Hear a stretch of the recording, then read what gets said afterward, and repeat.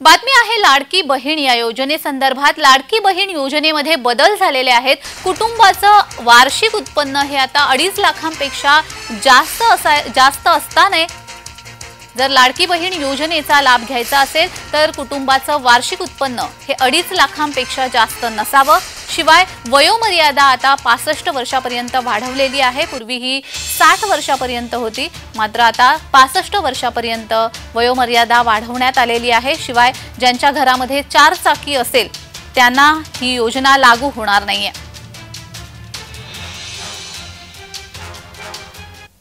माझी लाडकी बहीण योजना म्हणजे महायुतीच्या मी असेन, आमचे दोन्ही उपमुख्यमंत्री, आमचे सर्व सहकारी, या सर्व महायुतीच्या भावंडांकडून माझ्या माता भगिनींना माहेरचा आहेर दिलेला आहे। आम्ही त्याच्यात आम्ही विजयराव एक आणखी दुरुस्ती केली। 60 ऐवजी आम्ही 65 केलं, 65 वर्ष। आणि जमिनीची अट जी आहे ती पण काढून टाकली।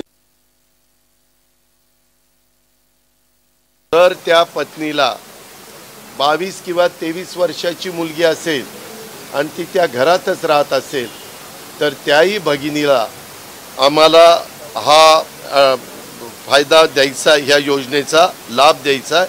त्याच्यामुळं त्या कुटुंबातील एका अविवाहित महिला पात्र वयोगटात बसत असेल तर तिलाही लाभ मिळणार आहे। अशा पद्धतीने ह्याच्यात बदल करण्यात आलेले। तहसीलमध्ये उत्पन्नाच्या दाखल्यासाठी अनेक महिला, मेलघाटमध्ये आदिवासी महिला, अमरावती जिल्ह्यामध्ये अनेक तालुक्यामध्ये तहसील कार्यालयामध्ये जातात तर त्यांना लाईन लावावं लागते।